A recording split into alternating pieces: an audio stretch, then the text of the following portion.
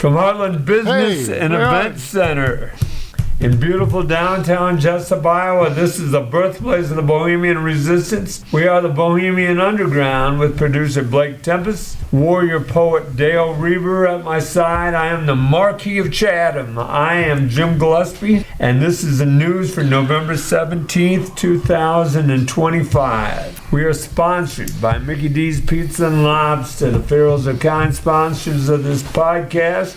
Include them at your wedding, graduation, or festival plans. Don't wait, their schedule's filling up for 2026. We're due to get Mike in here to talk with Mike. We haven't spoken with him it's been quite a while. So, does he ever get back home anymore? I haven't spoken with him for a while. I know he goes, out east? Well, he flies to California, though, too, doesn't he? He goes all over. Places. Yeah. They are sponsoring a traveling art show for the Steve Brown Art Center, and thanks to them for including that traveling art show.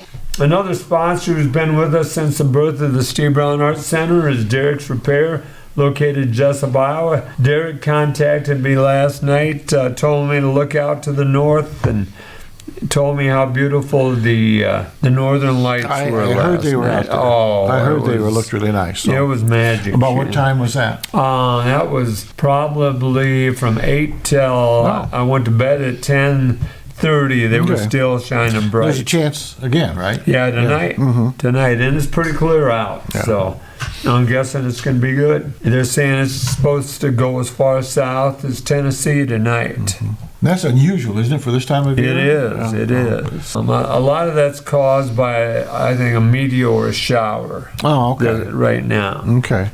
Don't forget, check out the podcast, What's Up, with our friend Bubba Seaman. I had breakfast this past Saturday with Bubba and his wife Sarah. Bubba's always so positive. Great to talk with him. Just got a lot going for him. The young man. He's doing a lot with the Wapsie Valley football team. I'm going over to the Unidome tomorrow. Dwayne Foster's the head coach, and he taught at Jesup schools for a while. Okay, I guess I don't recall him. Yeah, so. He was a special ed teacher after he had retired. Oh, okay. So I promised Dwayne if they played inside, I'd come and watch them. And did they have the chili supper in Littleton, Chatham? I worked that night. Oh, okay. So I just wondered if they had a good crowd tonight. We were in Michigan last weekend, so I talked to Tony, and Tony said it was about a normal crowd. Okay. I took a couple banana cream pies. I did. Of course, I had an Amish friend bake them for me, but I took banana cream pies. I'm sure they were big sellers. I hope so. Yeah. I hope so. Also, Dale, I'm going to the play Saturday night. You and Deb are going Friday night. We have our electronic tickets in our phone. And so, you do. If they can find them at the door, then we'll get in. Was it a tough download for you? It wasn't really, because my daughter and my wife so it was real easy. So all right, Dale. So I look forward to your review next week of the show. I'll give them my review as well. All right. So I think it should. They say like 50 kids or so in the cast, and so it's a large production. And in the play world, they always say, okay, get lots of people in the cast and lots of kids in the cast, because then you get bigger. You get all the parents and the grandparents and the neighbors. Everybody comes to see little Susie in her little cute outfit or whatever. So it's a good way to build up the crowd. That was the advice given to me as we built the Steve Brown Art Center. Do as much stuff for children as you can, and you'll build your crowds up. You'll get the name out there. Yeah. So it would be interesting. I would just love to see it to go Friday and have that thing be 500 people there. Yeah. Because I know there's been a lot of interest in the auditorium, and so I don't know. I just think it'd be great if there were like 500 people there for these kids to perform in front of. That would be so cool. Yeah. So, all right, Dale. So let's talk about this. I ran into Donnie. He used to cut hair for me when I had hair over there in Independence, across the street from Gedney's over there. Because that was like the last man barbershop around, wasn't it? Yeah. Donnie's a good man.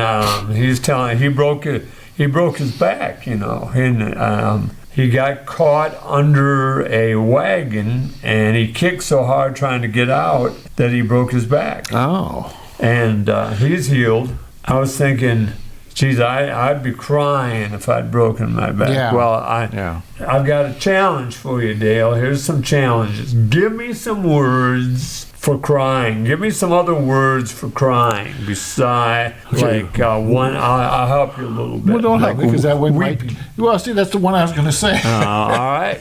Okay, bawling. Bawling. All right. Bawling, weeping, crying. Bawling, weeping, crying. So wait a second now. All right. Is bawling worse? Is weeping worse? Or is crying worse? What's the worst of those three? Worst is bawling. To me, bawling is out of control crying. Okay. All right. When you just can't, you ever cry so hard that you you can't breathe. You Yep. kind of like someone standing on your chest or whatever. Okay. And a lot of kids learn how to do that to get what they want. But I can remember crying that hard. All right. So go on more. Crying, bawling, weeping. I think it was sniffling. Sniffling. Sniffles, kind of, and that's. So that'd be the least of all those so far. Yeah. Okay. Nothing more is coming right now. So. Sobbing. Sobbing. Yeah. I don't know. Where would sob fit in that? Sobbing would be above sobbing and weeping. I think sobbing is worse than I think it'd be sobbing a little higher than weeping. Okay. A little more serious, crying. Then what about blubbering? Blubbering. Yeah. Blubbering would be in there too. A blubbering. She's a blubbering idiot. Blubbering, I think that would be right above bawling, pretty much, wouldn't it? Yeah. Because that is pretty serious crying when you're blubbering. All right, what about whimper? Whimper, okay, to me that's more of a sound like a dog makes when he's hungry, so I don't see that as a crying word, but it is one. Or It is one. Okay. What about yowl? Yowl? Yowl. Okay, to me yowl is also a sound rather than crying. Okay. Yowl is more something you do in pain. So when's the last time you cried? Well, probably yesterday. So. Yesterday. Yeah. Okay, interesting. Can I ask for what was the reason? I was at a veterans program. Yeah. And they were doing the national anthem. Ah, and cool. I always get tears in my eyes when they do the national anthem. Yeah. So I can do it just now, just talking about it, I can feel it. Yeah, and I don't know why. I think it's male menopause. I used to be hard and tough, but as the older I get, the more sentimental I get. And it's very easy for me to have my eyes water. Well, that's what I was talking with Donnie about. Is Donnie said that as he's gotten older, he tears up easier. Yeah, and more emotional. Yeah. When we would go to my uncle's, and I know my cousins listen down in Kansas City, so when we would go to my Uncle Les's, and we would leave, Les, my mother's brother, and my mother would cry like babies. Yeah. And heck, they lived an hour apart. Mm-hmm. No, I can remember. I remember crying and throwing tantrums to get my birthday present early or something. Really? But when I was in 5th grade, my grandfather died. So my first relative that died. And we went to the funeral, and I was unfamiliar, of course, with funerals.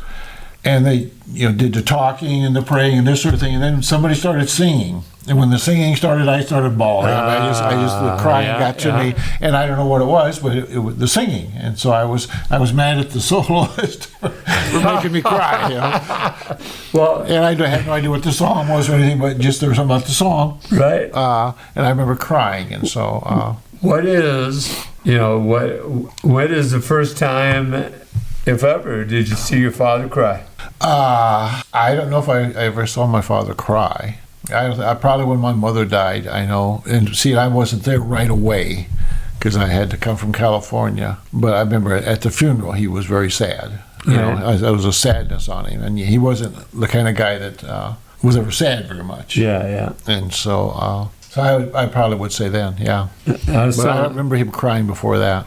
I saw my dad cry. One time I saw him cry, his best friend died. And then another time I saw him cry.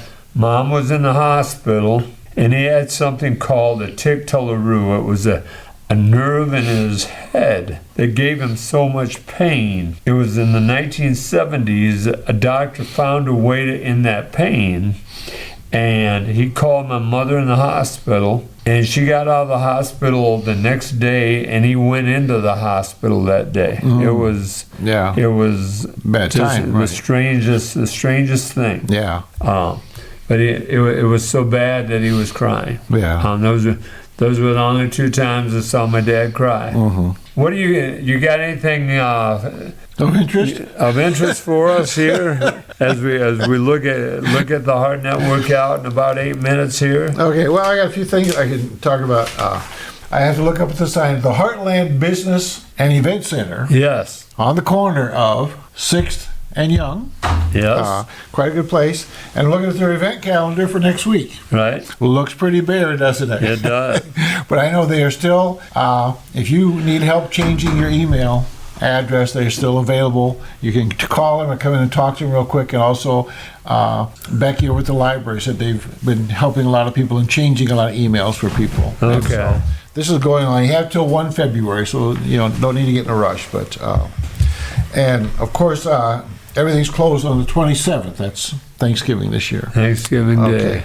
And the library, their month is about done with those ends. But the exercise group, Monday, Wednesday, Friday at 8. And the card games are still Tuesday at 1. They have this down for December 4th. That caregiver support group is canceled for November, but she will be back on December 4th at 6 o'clock. And it's Coffee and Conversation. It's a caregiver support group. And a lot of people, and I don't want to say stuck, but a lot of people are in that category where they're taking care of parents and they're also taking care of children, or maybe someone who's disabled, or there's a lot of people out there that are involved with giving help to someone, caregivers. And the Monday movie is back. I see that. Yeah, November 24th at 1 o'clock. It's called The Thing About My Folks, starring Peter Falk and Paul Reiser. And Paul Reiser was on that one TV show. Was very funny. And Peter Falk, he's had the glass eye. Columbo had the glass eye and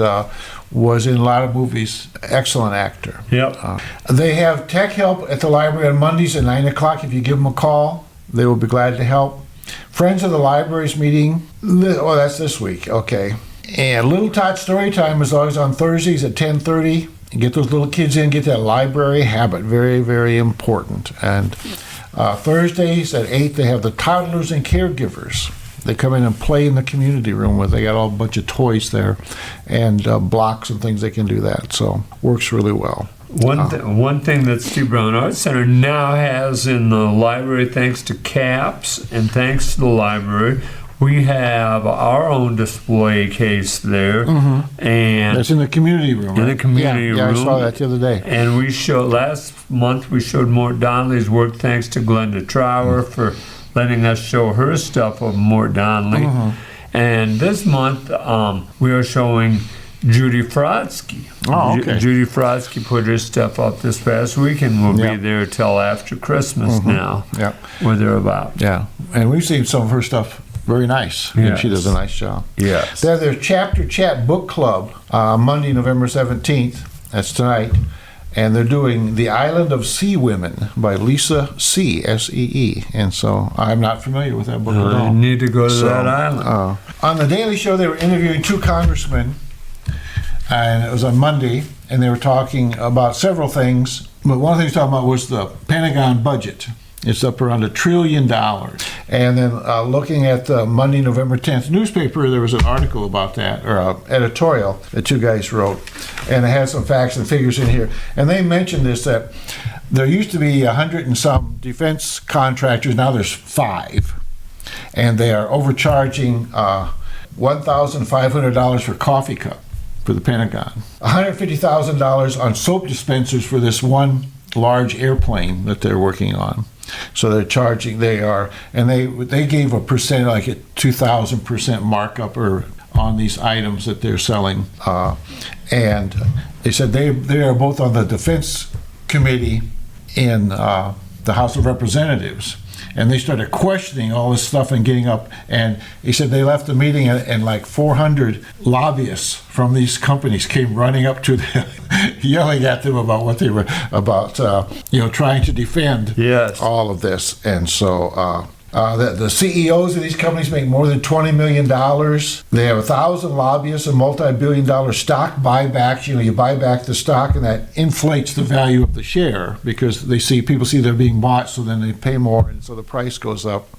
And it does nothing to keep America safe. But it says, while weapons contractor executives get rich and buy the multi-billion-dollar mansions to prove it, military personnel are going hungry, with an estimated 25% of the people that are serving active duty in the military have food insecurity. And this whole SNAP thing, where they didn't have the SNAP benefits, has affected thousands and thousands of people serving in the military. Yeah. And the shutdown, doesn't help at all. It says, unfortunately, our budget priorities are moving in the wrong direction. While arms contractors cash in, over 1.5 million veterans will suffer losses in food assistance and health care, according to an analysis by the Nonpartisan Center on Budget and Policy Priorities. These veterans that have post-traumatic stress disorder and other things, those things are lifelong disabilities where they cannot make a living. The deal was, you go in the military and we'll take care of you if this kind of thing happens to you. And yet, they do everything they can not to pay. Get on them like, they're being babied or whatever, instead of getting, I don't say it's a perk, but it's something that's in the contract you sign. They say they'll take care of you if you are wounded or disabled. Like Lincoln said, take care of the veteran and his widow and his orphan. Mm-hmm. That was the deal. And so there's a lot of veterans that are hurting, couldn't afford food, and yet the president was still giving away billions of dollars to Venezuela or Colombia or whoever that dictator is, and that sort of thing. And so I had to laugh because they talk about Trump has this idea he's going to give all the medium and low income people $2,000, and he's going to pay for it out of the tariff money. Well, they added it up. They said, well, if you gave everybody $2,000 that are eligible, that would be like $600 billion. But the tariffs only bringing in $300 billion. So he's a little short there. And so if he would actually do that, he would just be adding to the national debt is the only way he could do it. And he talked about some other funding thing, and they said, well, where are you going to get the money? He said, I don't know. He said, it's out there somewhere. Yeah. And so anyway, I found this little story I thought I would read to you that goes along with this, all right? Let's take a second. 3 contractors were touring the White House on the same day. One was from New York, another from Missouri, and the third from Florida. At the end of the tour, the guard asked them what they did for a living. When they said they were contractors, the guard said, hey, we need one of the rear fences redone. Why don't you guys take a look at it and give me your bids? First, the Florida contractor took out his tape measure and pencil, did some measuring, and said, I figure the job will run about $900, $400 for materials, $400 for my crew, and $100 profit for me. Next, the Missouri contractor took out his tape measure and pencil, did some quick calculations, and said, looks like I can do this job for $700, $300 for materials, $300 for my crew, and $100 profit for me. Finally, the guard asked the New York contractor for his bid. Now, Trump is from New York. He was the contractor. Yeah. Okay. Without batting an eye, he said, $2,700. The guard, incredulous, looked at him and said, you didn't even measure like the other guys. How did you come up with that high number? Easy, said the contractor from New York. $1,000 for me, $1,000 for you, and we hired the guy from Missouri. This is the Steve Brown Arts Center Podcast Network. We'll be right back. This is the Steve Brown Arts Center Podcast Network. We're back at Heartland Business and Events Center in beautiful downtown Jesup. The crowd is pouring in. How are you guys? Thanks for coming. Good thing we have those doors closed so the noise doesn't interfere. Keep them out there. Yeah. So Dale, a question for you. They say we are 5 people I hang around with the most. Okay. So go back to high school. Yeah. Who were the 5 people you hung around with and when you were in high school?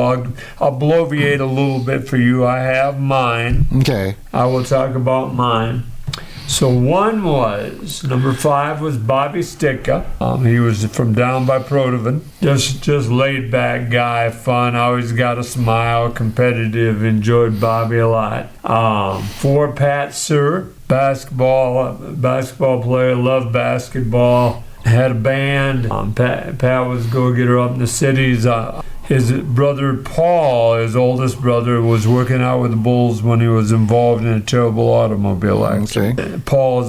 Paul's son played in the Olympics for the Canadians. Number 3, Gary Praska. I talked to Gary night before last on the telephone. Gary's going through some terrible health problems right now, but Gary's always been a good friend of mine. Number 2, Rick McCullough. Grew up across the block, and Rick was always there when Dad died. He was there when Mom died. He was there. Just a true friend when I needed him. Number 1, Mark Gila. Another Protovan. Spell Gila if you can. I'll give you that shot. Gila? Gila. Gila. Good try. It's Chyle. Chyle. Yeah, Okay. Chyle. Good Protovan name. Czech name. All those guys made my personality, I think. As I got older. Yeah. So who are the 5 people that make you or made you when you were in high school? Well, I don't know. These are the 5 people I hung around with the most, okay? But there were 2. They're going to get Tony Wingard and Dean Bishop, and Tony was 1 year older and Dean was 2 years older. We got along just really, really well, did a lot of stuff together, played baseball more than anything, and then go roller skating at the Gala Ballroom in Independence, because Dean was able to drive, then pretty soon Tony was able to drive also, and always had a carload to go roller skating. Spent a lot of time hanging out, riding bicycles around, and Dean was in love with Connie Berger, and so we'd ride our bicycles around her block for a half hour at a time, hoping she would come outside, but he was quite a little guy, he was in the Air Force. He was 2 years old, so he got out of the service while I was still in. And he wrote me a letter. I was in California and said he had met these 2 girls. And I said, well, give me a date with this. It was Claudette was her name. I said, give me a date with Claudette. I used to sit with her in study hall. And I know her, so we could double date. And he said, well, he wrote back, he said, well, I can't do that because we're engaged now. So in a matter of a week, And they did get married. And as far as I know, they've been married ever. It's a lasting marriage. They live down in Texas now. I haven't seen him for a long time. And then Kenny Bash he's a year younger than me, but he lived next door, and he was the pitcher, and I was the catcher for our baseball team, all through school and even through high school. And so I knew him pretty well. And then one was Penny Wittenbaugh, was one of my very first girlfriends, very nice gal, and she's the first one I ever made a homemade pizza that I ever saw. The first time I ever saw anybody make a it was a box pizza. You had the box, and you made the crust, and then you put the stuff on. And there were 4 of us, 2 guys and 2 girls at her house, and we played cards or whatever, played game, and then she made this pizza. But she was a very nice gal. But the best friend I ever had was a guy named Galen Kunkel, and Kunkle from Hazleton, and he has died several years ago. You talk about a friend, He was, I said at his funeral, you have guys that will help you move, and then you have guys that will help you move a body, and he was that kind. He would help you move a body with no questions asked. And I can't tell. Every time I came home, he'd pick me up at the airport, then he'd be at my house at 5 o'clock in the morning to take me to the airport when I had to go back. I mean, he was that kind of guy. So just a great guy. So miss him a lot. So All right. Well, that's a neat story. There's a movie we were talking about pre-show. It's on Netflix. It's called Death by Lightning. It's about President James Garfield and how he got the job. And it sounds like, whoa, everybody's going to want to watch that, right? It's called Death by Lightning. Death by Lightning. Garfield went to introduce James Gillespie Blaine for president. Okay. And he gave such a rousing speech that he got the nominee. He got the nomination. And old Blaine said, oh, thanks a lot. Oh, right? My great uncle was a little disappointed about that. But he was shot in his 2nd month in office, and Chester Arthur was his vice president, was trying to make his life hell when he was in office,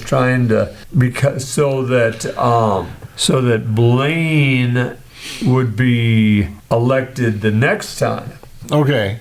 In the meantime, there was a guy named Charles Guteau who was, there's no doubt he was mentally ill. But he had met Mrs. Garfield, he'd met James G. Blaine, he'd met Chester Arthur. He was trying real hard to get, he'd been in the president's office. And contrary to now, the president held office out. You could go into the president's office. Yeah, I knew Lincoln did that. It still was going on. Yeah. Okay, because I know Lincoln did that. Yeah. And so Guteau had been in the office. Well, I forget where they went. They were going to the train station.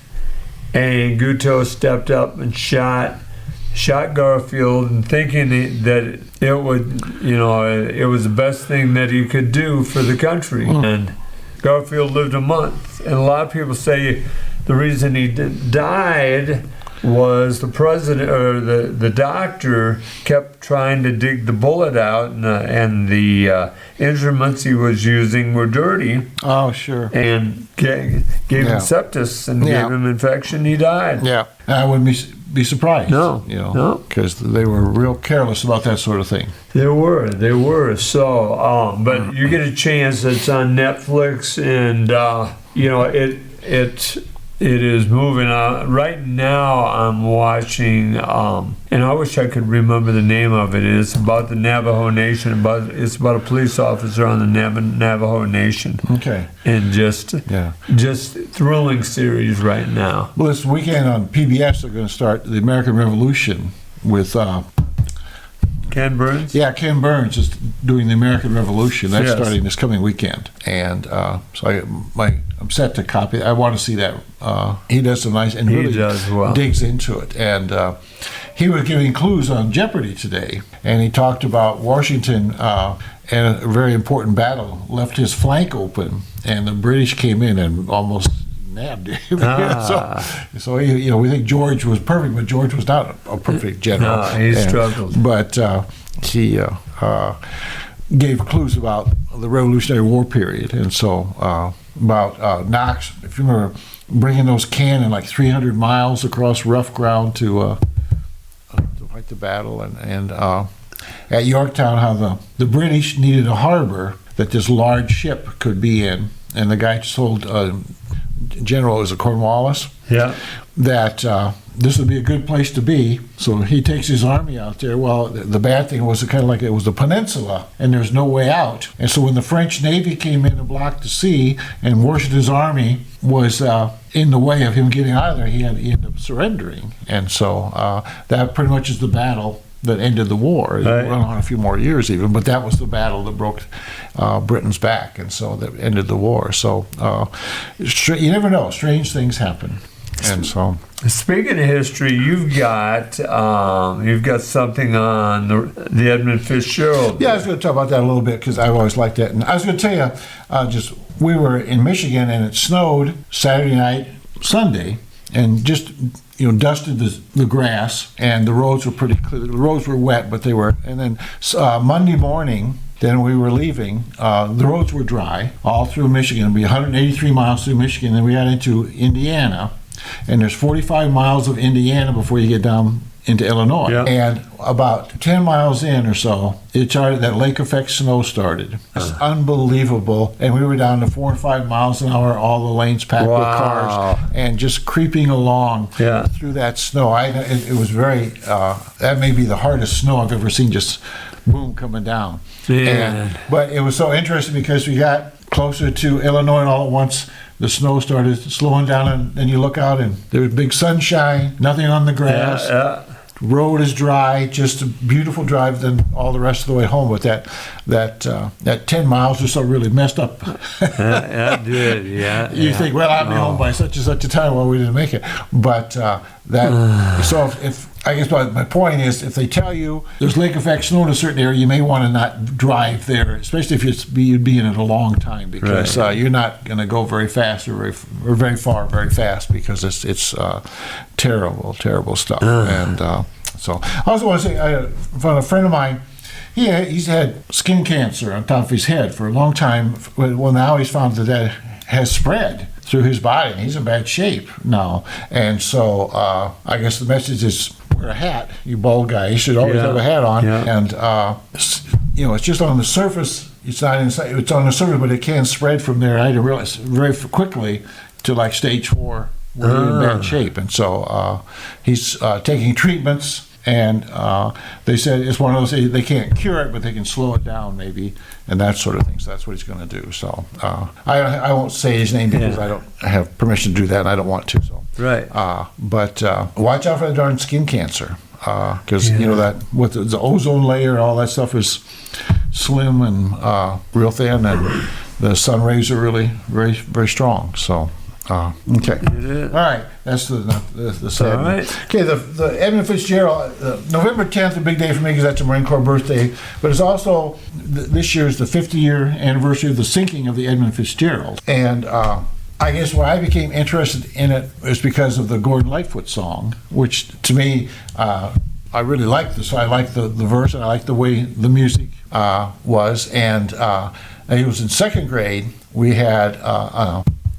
In our reading book, they had some stories and some were factual articles, and they had an article about the Edmund Fitzgerald. And so the kids and I read it in school and everything. Well, I had the album with the Edmund Fitzgerald song on it, so I brought it in and played it for the kids. And this would be Robert Shima, Joel Marquardt, that group. And I know Mardine Marquardt, Joel's mother, still saying, "Oh yeah, what enough." I don't know exactly how she puts it, but she remembers. She thought it was a great thing that I played that record for the kids, and that how it must have really affected her son or whatever. But here's 50 years later, whatever. She still talks about that when she sees me. But, so I just love the song. But from Disaster, I mean, if you know the song, then this paper, this article is in the November 8th Waterloo Courier. Things mentioned in the song are pretty much in the article. So the song uses factual things, but it said that changes were made. It says, there are many theories as to what caused the Fitzgerald to sink so rapidly without a distress call, but the exact reason remains unknown. Even without an answer, the wreck spurred many incredible safety improvements, said Frederick Stonehouse, whose 1977 book, The Wreck of the Edmund Fitzgerald, was the first of dozens written about the tragedy. Whereas a similar-sized ship would be lost on the lakes every 6 or 7 years before the Fitzgerald, none has gone down since then because of these new safety measures. And the bad thing is they don't say what those safety measures are in the article, so I cannot share that. Every sailor on the Great Lakes that's sailing today owes a great deal of debt of gratitude to the Fitzgerald, says Stonehouse, who taught Great Lakes maritime history at Northern Michigan University, located on the shores of Lake Superior. And the Fitzgerald still sits at the bottom of Lake Superior, submerged in 535 feet of water, about 17 miles north-northwest of Whitefish Point, Michigan, and no bodies were ever recovered, and is protected as a grave site under Canadian law. And they have been, I think, 3 dives, and the last one was done, they brought up the bell off the ship, and then they replaced the bell with a replica. And so the actual bell is in the museum at Whitefish Point. It's the Maritime Sailors Museum there, and we have gone through that, and it's very interesting. And it's a small, you can do it in an hour. It's not like the Smithsonian or anything, but there's a lot of maritime things there, including this bell, and they ring it on the anniversary, I guess. Cool. 20 they ring the bell 29 times for each man, and when Gordon Lightfoot died, they rang it 30 times. Did they added his name to it, or they not his name, but they rang one time for him. So now they still ring it 30 times, but the final toll represents all sailors lost on the Great Lakes. And if you read the stuff in the museum, it's amazing how many ships went down. I think the number is here. We'll look, but.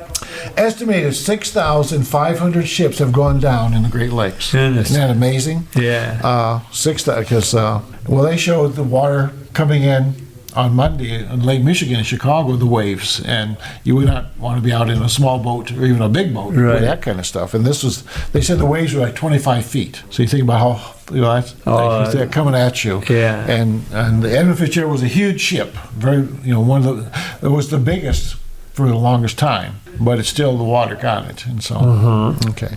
So November 10th, remember the Marine Corps and the Edmund Fitzgerald. Okay. There's some great lines in there. The church bell chimed, it chimed 29 times. Yeah. For the men on the Edmund Fitzgerald. He talks about the old cook coming up and talking when that, is fictionalized. Yeah. Nobody knows what he said. Yeah. But no, it's a great poem. Oh, it is. And it is. It's a great poem. You mentioned memorizing some of it. Give us a couple lines. Okay, well, the legend lives on from the Chippewa on down about the big lake they called Gitchigumi. The lake, it is said, never gives up her dead when the skies of November turn gloomy. With a load of iron ore 26,000 tons more than the Edmund Fitzgerald weighed empty, that good ship and crew was a bone to be chewed when the gales of November came early. That's wonderful. That's wonderful. This is the Steve Brown Arts Center Podcast Network, and we'll be right back. Okay, this is the Steve Brown Arts Center Podcast Network, and we're back from Heartland Business and Events Center, and the crowd is building out there. Calm down, you guys. Calm down. We only have about another 20 minutes left here.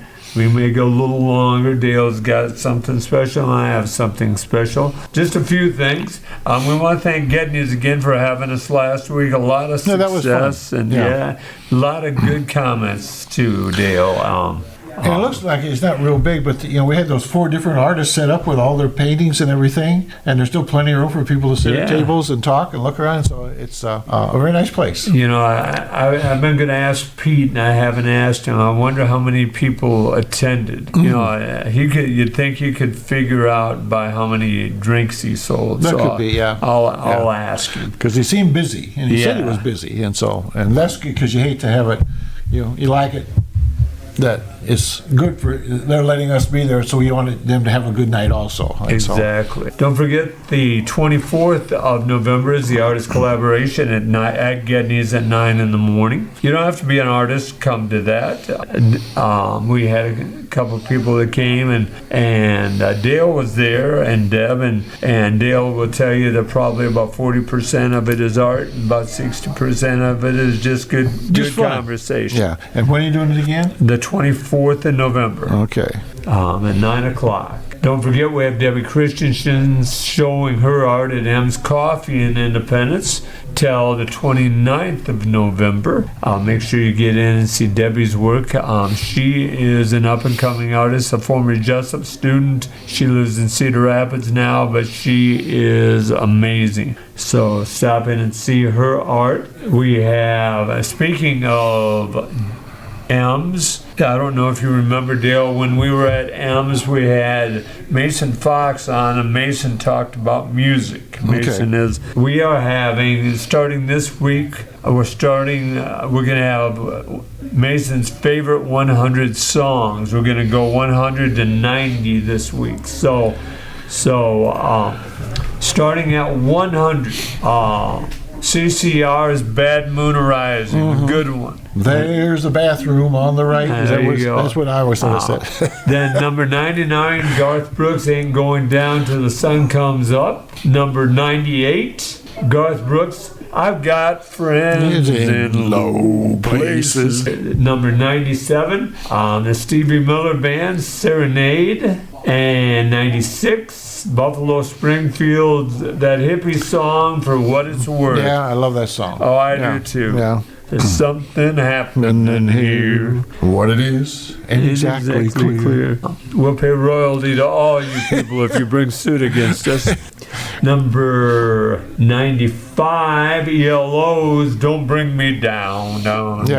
I know that song. Yeah, I can't sing it, but I know it. Yeah. Number 94, Berlin and Take My Breath Away. Mm-hmm. Number 93, Kenny Loggins, I'm All Right. Mason's number 92, The Cars and My Best Friend's Girl. Number 91, The Cars, Magic. And Mason's number 90, his Cars Kick, The Cars, Let the Good Times Roll.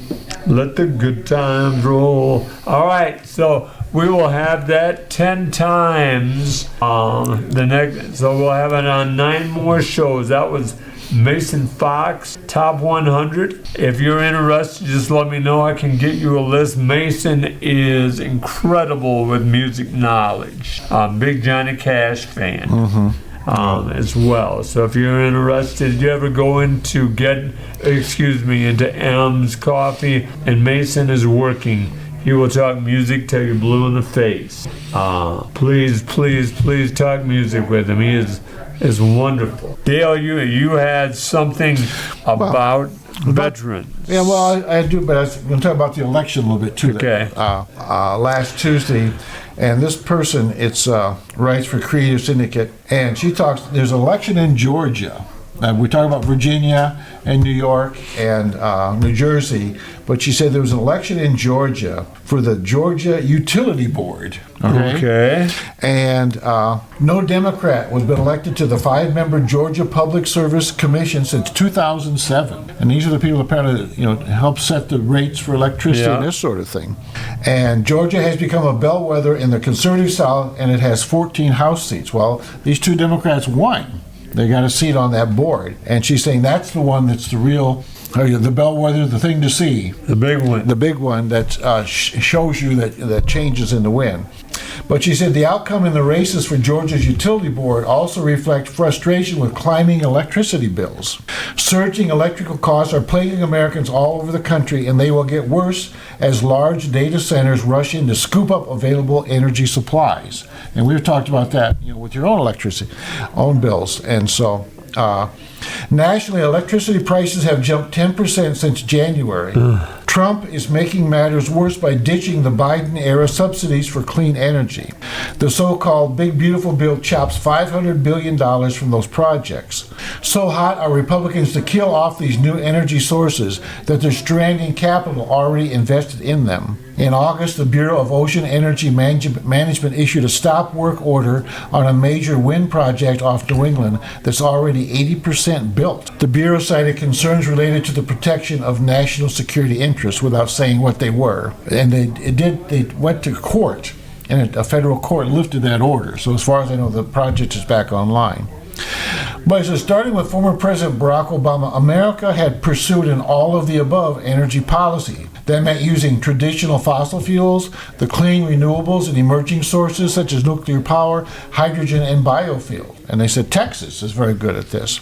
Now the policy is to stop the green energy part, including infrastructure that even some oil companies supported. So Trump is basically saying using fossil fuels and pulling the rug out from under all these green alternatives that were being worked on. And so that is kind of and I don't understand that. I know a lot of people have a lot of money invested in and that sort of thing, but there has to come a time when you say, enough is enough. We can see that there's a problem. And so, okay. I'll say a quick thing here about this guy was writing about veterans and about Iowa veterans. Iowa has a history of stepping up. At least 41 veterans of the Revolutionary War are buried in Iowa. More than 1,000 Iowans bore arms in the Mexican War, 76,000 in the Civil War, and 5,600 in the Spanish-American War. In World War I and World War II, over 375,000 served. And remember, we're a small population state now, and we were even more so then.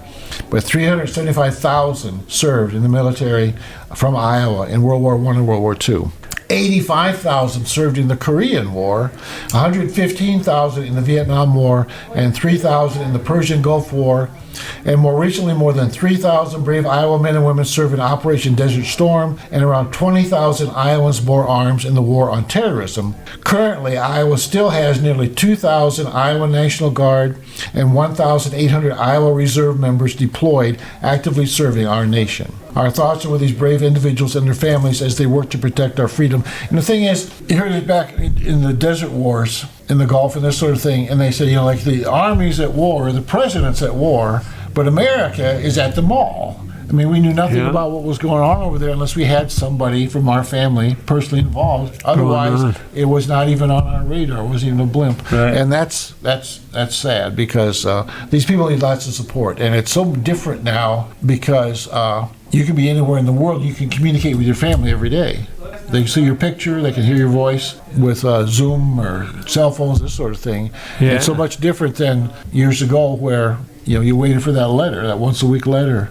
And the time has changed. Yeah, times have changed a lot. Oh my, that's changed. So anyway, we still got Iowans fighting around the world, and now we got this big buildup in the Caribbean, a huge aircraft carrier and all the support ships, and you got a lot of Marines on those ships, and who knows what's going to happen. And I don't understand what that is about. One more thing is that they're blowing up these ships, right, saying, okay, they were drug smuggling. Yeah. But they have no evidence, nothing, to support basically killing people on the open seas. And they did capture 2 of them. They were rescued out of the water, and they sent them back home without any trial or without anything. Just got them out of the country, sent them back to their homeland, which if they were criminals, you'd think they would have had to go to court. So I really think this is a dangerous situation where the United States, so now Britain today has said we're not sharing any more information with the United States about what's going on in that area because we don't want to be part of this illegal action. So be interesting. I don't know what he's got in mind, and how far the Congress is going to go with him, but they need to rein him in, I think. So, yeah. Him being Trump. I'm sorry, I don't mean to be ambiguous. So, anyway. All right. Well, thank you. Yeah, you're welcome. Thank you. I tell you, Dale, and we've talked about this on the air a lot, and we talked about this off the air a lot, and Blake is part of this. Since I've retired, I've developed friendships with so many of my former students. Mm-hmm. Yeah. And it's just special. I mean, I've went out to eat with them, had coffee with them, and it's just something that I know it was never expected. Mm-hmm. I've written something called A Full Circle. Okay. The teacher's joy and the friendship of a former student. There's a quiet, soul-deep joy that sneaks up on a teacher, not in the clamor of the classroom, not in the applause of retirement, but the unexpected moment when a former student becomes a friend. It is a joy that humbles, that heals, that brings tears, not of sorrow, but of something far more sacred, recognition. To teach is to plant seeds in soil that you may never see bloom. You pour your heart into lessons, into encouragement, into 1,000 small kindnesses that often go unnoticed. You wonder if it mattered. You wonder if they'll remember. And then one day, years later, a familiar face reappears, not as a child needing guidance, but as an adult offering companionship, and suddenly the years collapse. There's something profoundly moving about hearing a former student call you by your first name for the first time. It's not disrespect, it's reverence evolved. It's a moment that the pedestal becomes a porch swing, or the pedestal becomes a porch swing, and you sit side by side, sipping coffee, swapping stories, laughing not as a mentor and pupil, but as equals, as friends. You see them in echoes of child that they were, the nervous smile, the stubborn spark, the way they once gripped a pencil or rolled their eyes at grammar rules. But now, layered atop the memories, is the person they become, thoughtful, flawed, funny, wise in ways you never taught, and you realize they were always becoming this. You just had the honor of witnessing the beginning. The joy is not just in the friendship, it's in the affirmation that your presence mattered, that your belief in them took root, that the hours spent grading, the patience summoned on hard days, the gentle nudges and fierce defenses of their potential were not in vain. They remember, and more than that, they carry you with them. Sometimes they tell you, sometimes they don't have to. It is in the way that they ask about your life now. It's in the way they show up to help you move a couch or send a book they think you'd love or invite you to their wedding. It's in a way they laugh at your old jokes, not out of obligation, but because they still land.